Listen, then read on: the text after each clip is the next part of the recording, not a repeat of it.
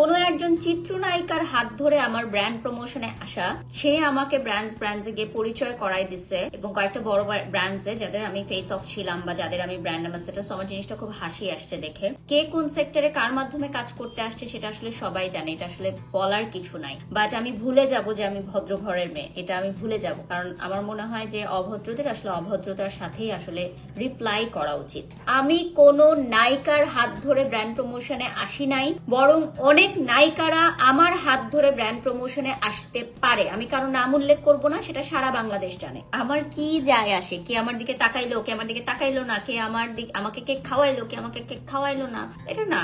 আর সবসময় মনে রাখবেন, আল্লাহ যদি একটা দরজা বন্ধ করে দেয় আরেকটা দরজা সবসময় খুলে দেয়, জাস্ট সেই দরজাটা আপনার দেখতে হবে, ঠিক আছে? আচ্ছা, আলফিয়া লিখেছেন অপু বিশ্বাসের সাথে কি হয়েছে? আপনার বেশিরভাগ কমেন্টে শুধু এটা, আর আপনি সেটা এড়িয়ে যাচ্ছেন কেন?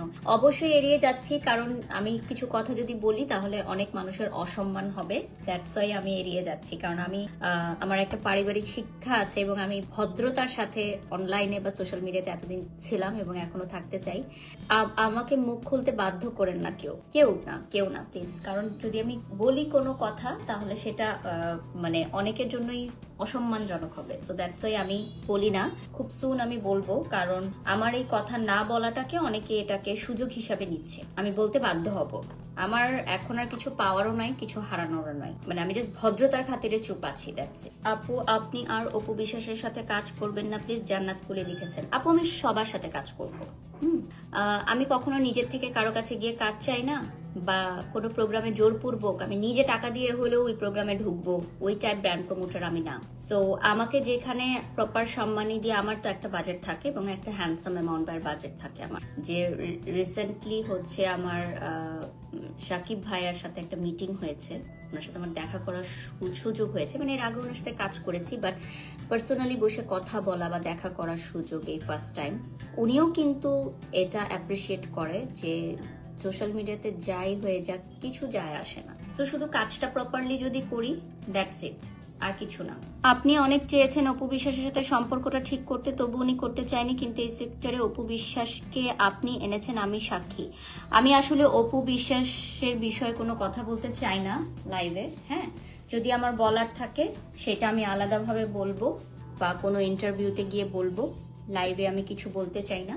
আর ওনার সাথে আমার সম্পর্ক খারাপ হয়ও নাই কখনো, সো ভালো হওয়ার কোনো প্রশ্ন নাই।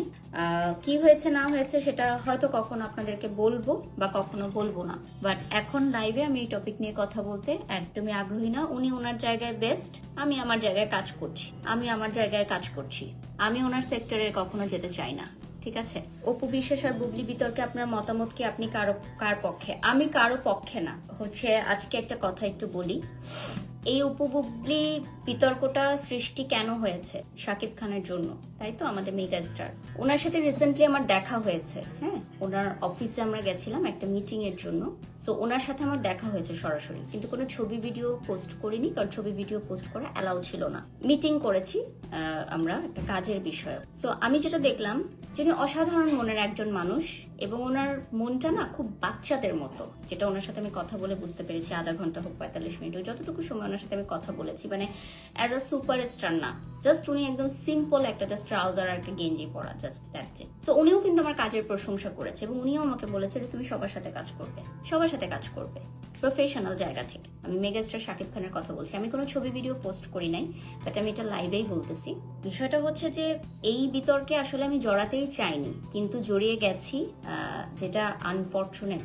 আপু, আপনি একদিন বলেছিলেন বুবলিকে আপনার নায়িকা মনে হয় না, বুবলির রিসেপশন ভালো না। হ্যাঁ, বলেছিলাম, সেটা আমি বুবলি আপুকেও বলেছি এবং বুবলি আপু বলেছে যে বাদ দাও, যা হয়েছে হয়েছে, ভুলে যাও। ঠিক আছে, কেন বলেছিলাম, কি কারণে বলেছিলাম সেটাও আমি বলেছি। আর মানুষ চেঞ্জ হয়। আমার আগে কাউকে ভালো লাগতো না, এখন ভালো লাগে, বা কারোর রিসেপশন আগে ভালো ছিল না, এখন ভালো হয়েছে, সো হোয়াট।